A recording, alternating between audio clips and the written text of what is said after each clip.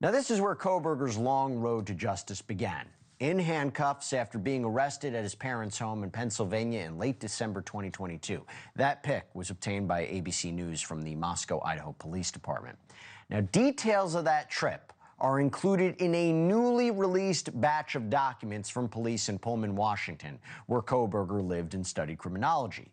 One message reads, the Pennsylvania State Police will be transporting a high-priority inmate, Bryan Kohberger, via aircraft to the Moscow Pullman Regional Airport. And Mr. Kohberger, misspelled, is currently in PSP custody for a warrant issued out of Latah County courts for the November 13th murders of 4 University of Idaho students.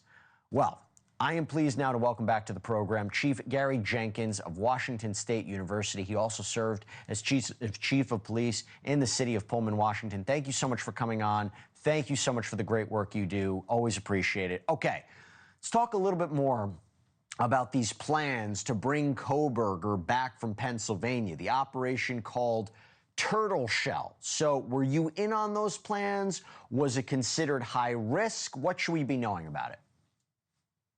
Well, Jesse, at the time, I had already left the Pullman Police Department and went over to Washington State University Police Department.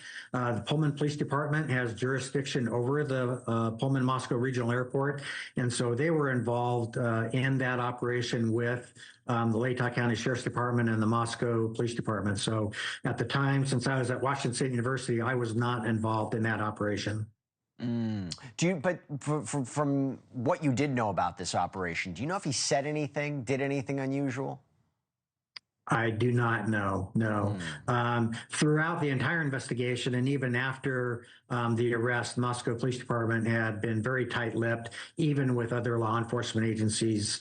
And so very little information was coming to law enforcement. I got to ask you about this.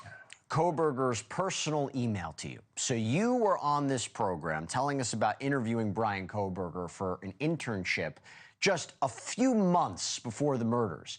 And he responded in writing. We're going to put it up, okay?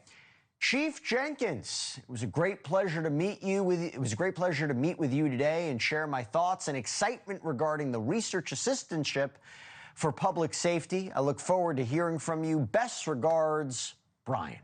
Now, at the time, that was an innocent thank you note, but that was in April of 2022. Kohberger killed the 4 students in November.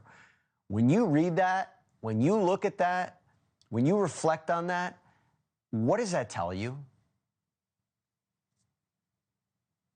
You know, it was, I think the whole, everything that transpired before the murders with my interview with him, my email exchange, I think as I look back, it's just very chilling. Here I was conversing with this person who would commit these horrific crimes. And, you know, these emails are really just some simple email pleasantries from conducting an interview for a position at the police department. There was nothing that stood out about them at the time. And of course, looking back, it's just very chilling. Was he ever close to getting the position? Yeah, I mean, just the conversation with him and the emails, and then what he ended up doing. You know, I wish there was some weight that. We might have had a little bit of. We might have had a little audio gap. I mean, was he ever close to actually getting the job? I mean, was he a good candidate at all? So I interviewed 4 applicants for that position. They were all incoming PhD students to the criminal justice program at Washington State University. And, you know, I was looking for some things in particular for that position. And Bryan Kohberger did not really meet the criteria I was looking for.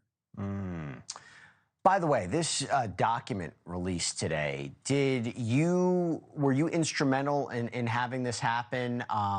What was I'm sure there was a lot of information you wanted to talk about, but just couldn't. Were you part of this information being released? I wasn't specifically, no. This was all released by the city of Pullman. And so that was all handled by their public records staff there at the police department. And so I was not involved in the release of this information. Thank you for watching. Subscribe below and download our NewsNation app right now on your phone, and you will get fact-based, unbiased news for all Americans.